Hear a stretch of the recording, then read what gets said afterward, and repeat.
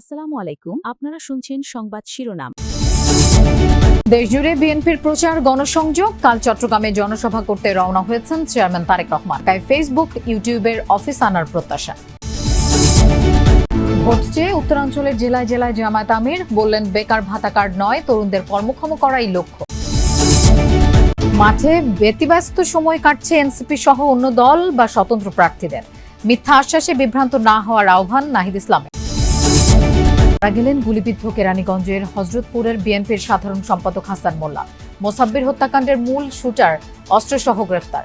এতক্ষণ শুনছিলেন সংবাদ শিরোনাম, এখন শুনবেন বিস্তারিত। তৃতীয় দিনের মতো সারা দেশে চলছে প্রার্থীদের প্রচারণা।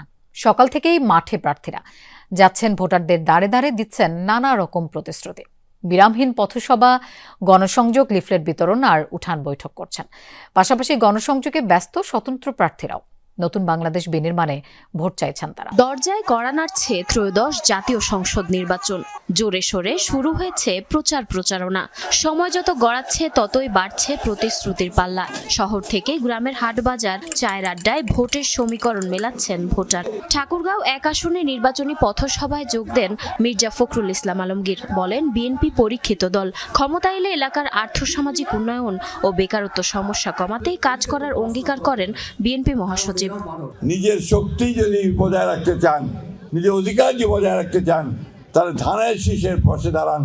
ধানের শীষ আপনাদেরকে সুরক্ষা দেবে, ধানের শীষ আপনাদের পাশে দাঁড়াবে, নিরাপত্তা দেবে ইনশাআল্লাহ।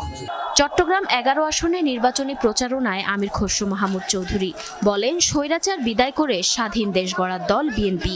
কোনো বিদেশি শক্তির সহায়তায় ক্ষমতায় যাবেন না তারা।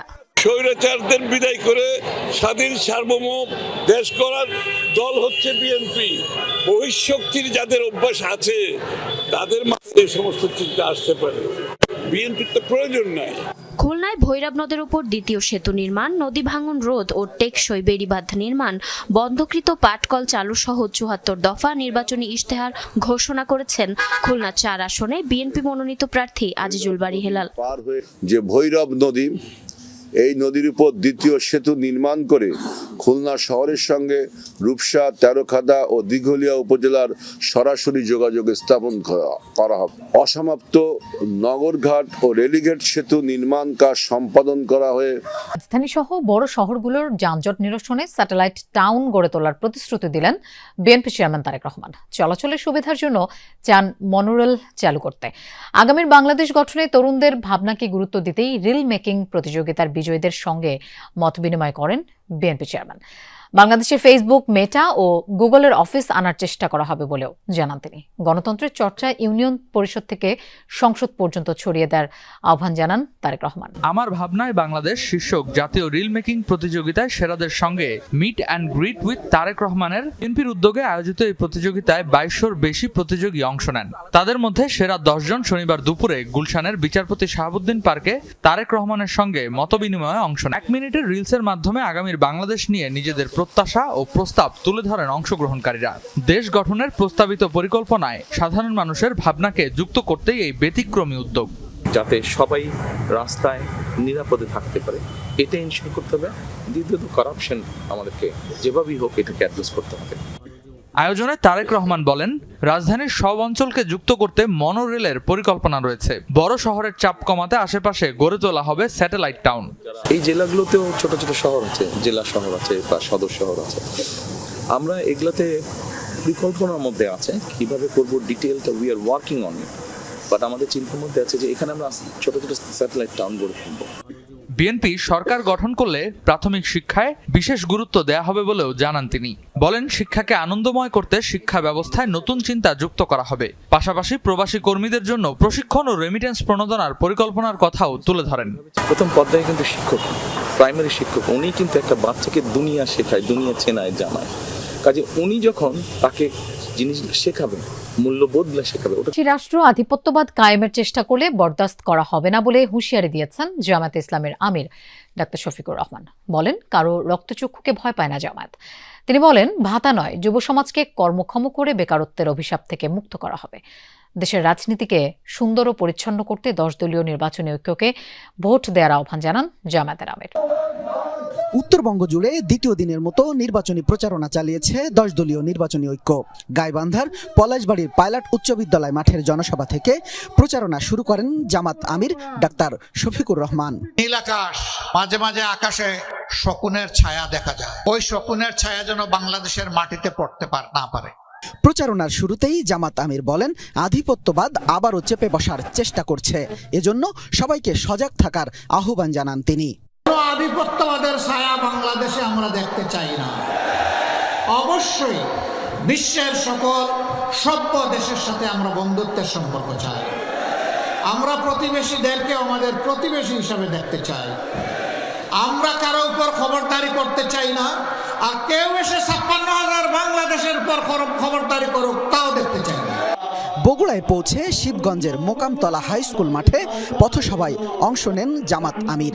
বলেন, রাজনীতি সুন্দর হলে গোটা দেশ সুন্দর হবে, এজন্য প্রয়োজন সবার সম্মিলিত প্রয়াস। পরে আলতাফুন্নেসা খেলার মাঠের জনসভায় জামাত আমির বলেন, মিথ্যা প্রতিশ্রুতি আর বেকারদের মিছিল দেখতে চায় না জামাত।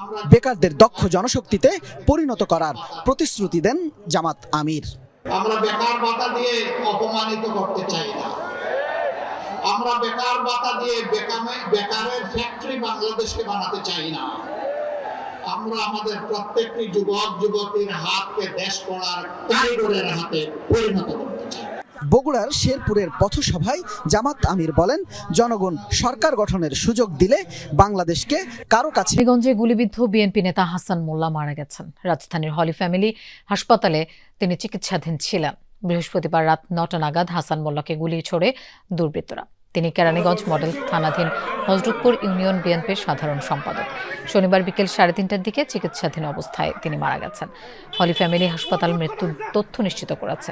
গেল বৃহস্পতিবার একটি ওয়াজ মাহফিল থেকে ফিরে ঢালিকান্দি এলাকায় বিএনপির নির্বাচনী ক্লাবে বসা ছিলেন হাসান মোল্লা। এ সময় মোটরসাইকেলে আসা 2 যুবক গুলি ছোড়ে। গুলি তার পেটে লাগে। তাকে উদ্ধার করে প্রথমে ঢাকা মেডিকেল কলেজ হাসপাতালে ভর্তি করা হয়, পরে উন্নত চিকিৎসার জন্য রাজধানীর হলি ফ্যামিলি হাসপাতালে নেওয়া হয়।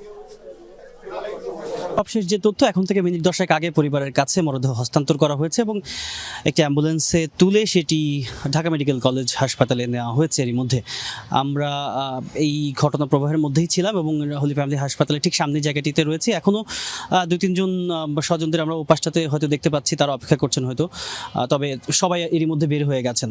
Red crescent holy family red crescent medical college হাসপাতাল যেটি, সেখান থেকে এর মধ্যে বের করে দেওয়া হয়েছে। তবে যেটি বিষয় হচ্ছে, পরিবারের তরফ থেকে কয়েকটি বিষয়ে খুব আলাদা করে বলা হয়েছে। সেটি হচ্ছে মামলার বিষয়ে, যেহেতু এটি একটি নৃশংস হত্যাকাণ্ড এবং যেটি বলা হচ্ছে একটা টার্গেট কিলিং পরিকল্পনা করে বেশ সেই পরিকল্পনা মাফিক এই বিএনপি নেতাকে হত্যা করা হয়েছে। হাসান মোল্লা, যিনি বলা হচ্ছে যিনি এলাকায় বেশ রকমের জনপ্রিয় ছিলেন এবং বহু বছর ধরে তিনি বিএনপি রাজনীতির সঙ্গে যুক্ত এবং সক্রিয়ভাবে তিনি রাজনীতি করতেন। সেই জায়গা থেকে জাতীয় নির্বাচনের আগে এমন একটি ঘটনায় পরিবার বেশ উদ্বেগ জানিয়েছে। একই সঙ্গে সেই ঘটনার দৃষ্টান্তমূলক শাস্তিও দাবি করেছেন। যদিও